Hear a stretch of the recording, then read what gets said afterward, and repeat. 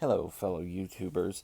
It's been a while since I've been on here and did a watch review, so I thought, hey, I better put one up. I've been wearing a watch for the past, 6, 7, 8 months now, and I feel like gives me a pretty good grasp on it to give you an opinion on it. Before, I've always done watch reviews, maybe a couple weeks, maybe a month after owning them. And, you end up just saying all the positive things about the watch and maybe a few little minor things, but you don't get a good feel for the watch. And, you tend to end up selling it. And then that's not a very good, that's not a very good way to present a watch, in my opinion. You say how great it is, and then you end up selling it because you didn't wear it ever. So I kind of want to change my approach to this. I want to wear a watch for a while, a few months, something like that, then review it, then give you my take on it. Not to see how it holds up or anything like that. I always hear people that say, "Oh, I've taken it swimming. I've done all sorts of things. It's fine. It never batted an eye at anything." Well, of course it does.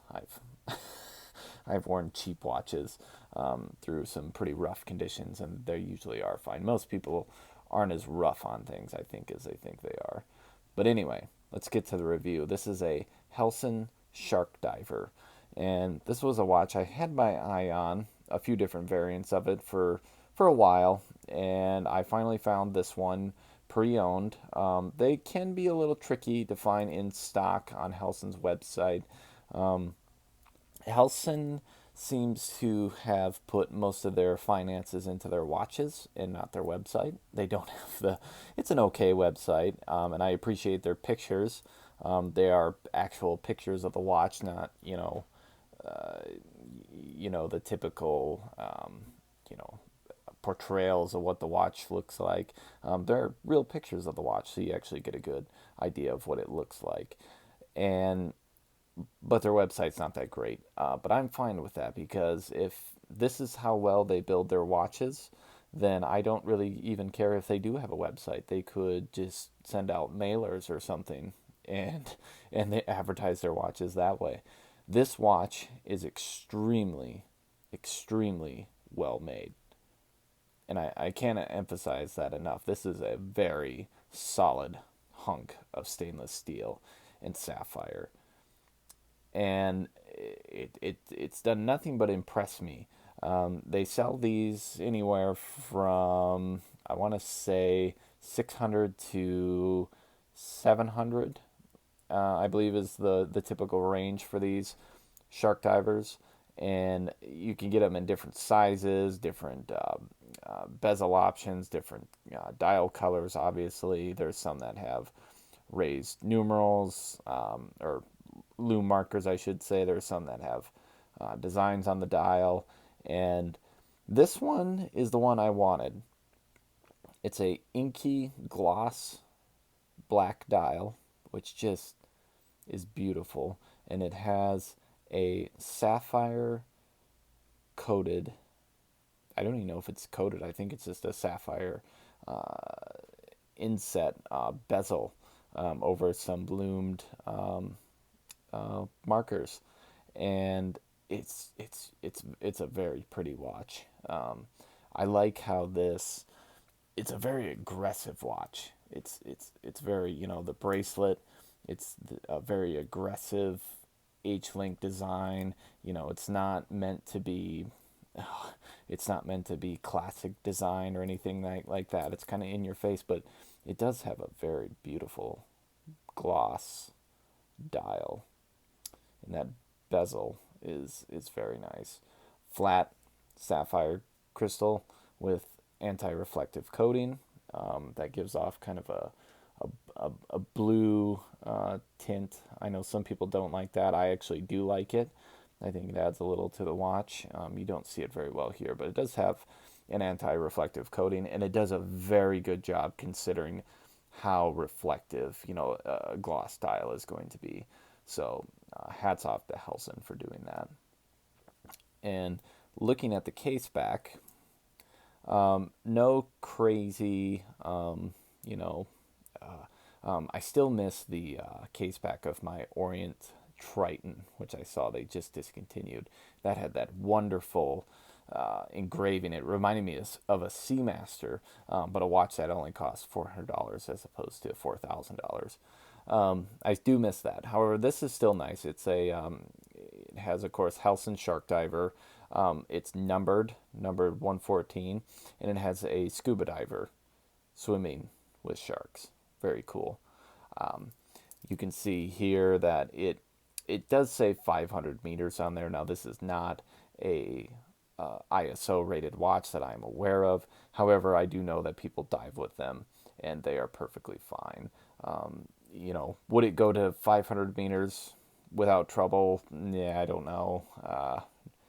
I somewhat doubt it, but I don't think anybody's going to take it down that far to test it out. So open the hatch on their submarine and uh, test out their micro brand dive watch. I don't think that's going to happen.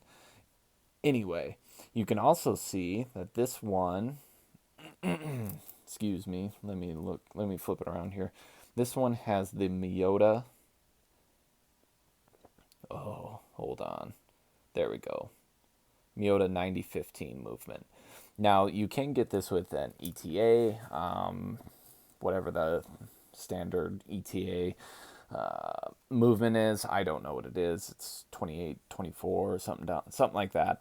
To me, I am perfectly fine with the Miyota movement. It's a high beat movement. It's 28,800 beats per hour. Is that how that works? I don't know. I didn't write that down. It is a high beat movement. It's not your standard 21,600 beats per movement that a lot of your entry level, mid level Seikos, Orients, things like that typically are. It is a higher beat movement. So if you watch that seconds hand, a very smooth sweep to the seconds hand there, and that is nice. The handset on this watch, very interesting. At first, I didn't like it. I thought, oh boy, because you don't notice it right away. But the minute hand is quite a bit bigger than the hour hand. And at first, I'm like, oh, that looks terrible. Why would you do that? I've come to like it because most of the time, you know what the hour is. Most of the time, you know it's 9 something, 10 something. But when you look at the hour hand, and let's say it's, oh, I'm going to have to unscrew the crown with these white gloves on. Hold on a second. Bear with me. Okay. So, you know it's 10 something. You look down, you see this big hand pointed towards, it's around 20 after. Then you know, oh, it's 20 after 10. And if that makes sense to you, I like that. I've come to like that. It's unique. It makes it not boring. It's enjoyable to me. I think that's a nice feature that they have. The hands are finished. The dial is finished very well. There's not much going on on the dial, as you can see there. Helson Shark Diver in orange, which I really like. It's a nice contrast. Automatic 500 meters. The date is color matched, so it's a black background. I like that. It's in between the 4 and 5 o'clock, so they didn't have to cut off a loom marker or anything like that. I think that was clever of them. Very nice. Signed screw down crown. This is the nicest screw down crown I've used on any mechanical timepiece. Of course, it's pulled out right now, so you can change the time on it. I'm going to have to set the time. It is hacking. Of course, that's pretty standard with most movements. And the Miyota 9015 is considered kind of a mid-range movement from Miyota. And I really like it. It's accurate. I don't go too crazy with accuracy in mechanical movements. To me, that's preference. I'm not going to, if this is 20 seconds off after a couple days of wearing it, I don't get too excited by that. But this is very accurate. Anyway, so the crown, of course, it has quick set date, which I'm not going to change. You push it in, and then you can, of course, hand wind it. Hand winds very smoothly, very nice, and the screw down crown threads very nicely. Hardly any effort. It's going to be tricky to do with gloves, of course. But there you go. It just, you don't have to worry about catching the threads. You don't feel like you cross threaded at all. It just catches and then screws down. It's very nice. It's one of the best I've ever had on a watch. Nice little touch when you tighten the crown all the way down. The H sits level with the watch. I don't know if that was intentional or not. It is surrounded by these very substantial crown guards. That crown's not going anywhere. You can see actually I bashed this pretty good right on the crown. I don't know if you can see that. Right on the edge there. I bashed this pretty good, and the crown guard took the beating, and yeah, I didn't care. I don't remember what I whacked on. It was something metal. I think it was my vise out in the garage. I cracked it pretty good, and yeah, it's fine though. So, anyway, moving on. The the the bezel on this, the action, it's 120 click, and it is very nice. It's very easy to turn. I've heard some people say they're tough to turn. That's not my experience with this. Almost, there is no back play. Every other dive watch I've ever experienced had some kind of back play. It does have an odd noise to it, but it's very solid. It's not cheap. Again, no back play. Doesn't matter where you're at. It's very impressive. Very nice. Very well done. It's got a I don't know if you'd call that really a coin edge. It's definitely milled out. Very nice. It sits right on top of the case, which I really like. The case is flat, as you can see. The finishing on it is pretty good. It's hard to say this watch has been used, so it's not perfect. The finishing is pretty good, but that's not really what this watch is all about. It's not about the finishing. It's about the toughness of it, and not it's not that it just looks tough. It is tough. I've bashed this several times. I've actually hit the crystal and the bezel several times, and with a sapphire on there, it just nothing. Didn't scratch it, didn't nick it. I think I caught it. The bezel, yeah, right up there. See that? I hit that on something. Again, it was a pretty big impact, and had a little tiny nick in it. No big deal. Let's talk about the bracelet. It comes on the end links. They're solid end links, of course, and it's got these hex bolts that screw in there. Now, I have not actually taken these off, and I've heard they're very difficult to size. Luckily, when I bought this pre-owned because you can't. At the time, you couldn't get this on the website, and the bracelet just happened to be perfectly sized to my wrist. And out of curiosity, I tried to take these out, and they were very tough. I've heard that these bracelets, as you can see, they're screw links, and I've heard you have to get them on both sides. Um, you have to get your screwdriver on both sides and loosen it. And I've heard it's very tricky, and I have not attempted it because I don't need to. But very nice bracelet, very comfortable. No taper to it. I do wish it had a taper to it. It's one of my drawbacks of the bracelet, and the watch in general. I wish it had a taper, but it's just straight, which is fine. It is what it is. It's not the end of the world. Um, but yeah, the bracelet, very nice. Certainly way better than anything you're going to get on a Seiko or an Orient or anything in this price range from any of the big manufacturers. Very solid and unique design too. Very cool. The clasp is one thing I wish I had the newer version of. Now this is a milled clasp, not the buckle itself. That's just a stamped part with an H for Helson on it. Um, there's 5 micro adjustments, no diver's extension because nobody actually uses them, and it amazes me when companies don't put divers extensions on watch, and people absolutely freak out.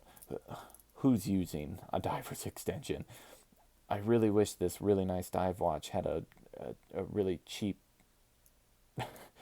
pressed diver's extension that you wouldn't trust to save your life.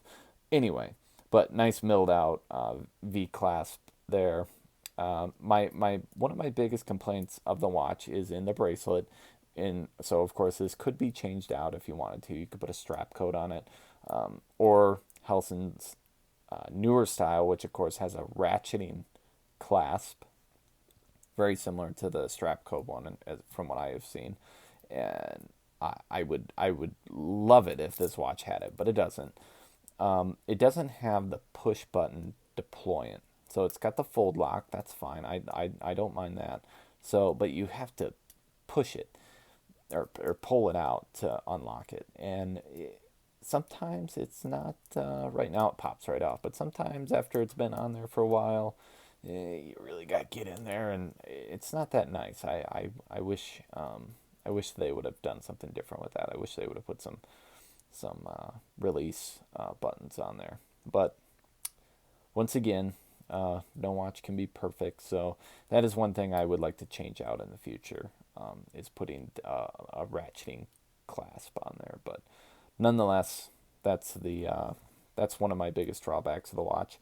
The other one is, and this isn't a big deal, but when the watch just sits, most of the time, if I don't wear this watch to work or anything, so when it's at home and I'm not using it, it sits like this. It sits flat. Now, there's a lot of people that say, oh, it should sit on the side or even face down. And this movement, I believe, has a 40-hour power reserve, I believe. So it has no problem running. But if it sits all day, let's say it sits for 10, 11 hours, something like that, it holds time pretty well. Pretty well. It's not perfect. However, if it sits for, let's say, 30 hours, I let it sit for a day and a half, something like that, it will gain quite a bit of time. Now, I know you're thinking, well, you said you didn't care about accuracy. I really don't, but when a watch only sits for, 30 hours and has a 40-hour power reserve, it gains a lot of time. I mean, I've seen it gain up to a minute and a half before, so I have to back it back down. It's not the end of the world, but again, something to take note of if you're sensitive to that sort of thing. It's certainly not a deal breaker to me. Um, it's just kind of something you deal with automatic watches, and that's not the first watch that's ever done that. The Seikos I have, especially the ones that have the SR15 movement, those did the same thing. They always toted their 50-hour power reserve, 52 hours, whatever it was, and anything over 20 hours, it would stay running, but the accuracy, you'd have to reset the watch, because it would be a minute off or something like that. So something to consider, but to me, not a big deal at all. So let's put this watch on. This is a 40 millimeter watch. I will measure it for you so you know that I'm not lying. I have about a 7.25 inch wrist. It does wear big. It wears more like a 42, I would say. I almost got a 42, and I'm glad I didn't, because this 40 is perfect. And I would say for most people, a 40 millimeter or the 38 millimeter is all you're going to want to get. I think the 42 would be big, maybe a little too big, and unless you're going to use it unless you have big wrists, obviously. But I would say for most people, 7-inch wrists, smaller, you're going to want to stick with the 40 or the 38. very nice. Helson, again, I think that's so cool they do that. They offer a 38, a 40, a 42, and a 45. Now, the 45 I have seen on people's wrists, it is ginormous. It's huge. I don't know very many people that are going to want to watch that big, because it doesn't even wear like a 45. It wears like it's a 50 millimeter watch or something crazy like that. So, but yeah, it does wear big. So keep that in mind. If a 40 millimeter is normally the right size for you and a 42 is too big, I would say maybe go down to the 38. I have never experienced the 38, but I have a feeling that it wears more like a regular 40. And I think part of that is the lug to lug, and then the black bezel insert on the black dial. I think that makes the watch just seem bigger than it is. That and the big crown guards just adds to the size of the watch. So let's measure this out. Let me zero my calipers here. Getting pretty official, breaking out the calipers. So it's kind of hard to measure this watch because it's very angular, and the, the the bezel actually does stick out a little further than the case, but I think I'm gonna have to measure it like that. This is the clumsiest watch measurement video on YouTube, but I don't care because normally I don't even do this. So yeah, measures about 40. Yep, it's 40, and you can see here the bezel sits just proud, just proud of the case. So the case might even be more like a 39 millimeter. It's hard to measure because of the, the lugs are right here. Whatever, you can make that determination. You can. It's a 22 millimeter. Oh, trust me, it's a 22 millimeter. I zeroed it out. Okay. 22 millimeter lug width. Oh, no, it's not. It's a 20. Wow. I thought I could have swore it was 22. I stand corrected. I think the 42 has a 22 millimeter lug width, and again, not tapered. So there you go, 22 millimeters, or 20 millimeters. Sorry. So yeah, it. I think that's part of the reason why I don't mind the non-tapering bracelets. I've had watches that are 22 millimeter bracelets, and they don't taper, and I don't like it. It's just, it looks too big. So, but this one, I think it's fine because it's not that wide. Now it does, you do get that, just that 90-degree where the bracelet meets the case. Some people don't like that. Doesn't bother me at all. I think it fits this style of watch very nicely. It is a hefty watch. I don't know what this weighs, but it is hefty. You do feel it. It's, obviously if you took it off the bracelet, it would be not as bad. But anyway, I'm going to leave it at that. Helson Shark Diver, I wholly recommend one. Helson as a brand seems to be very good. The only concern I would have with the brand is I did reach out to them and emailed their parts department and asked them about getting a different clasp, and I never got a response. So I'm not sure if they've got a different contact. That's better to get away from, or get a hold of them. But that was a little disappointing. But again, I don't. It doesn't bother me that much. If I wanted one, I could source one, I'm sure, from somewhere else, or a strap code. But yeah, I just wanted to see what their customer service was like, and I didn't get anything back. But I don't care. Watches are great. Wholly recommend Helson Shark Diver.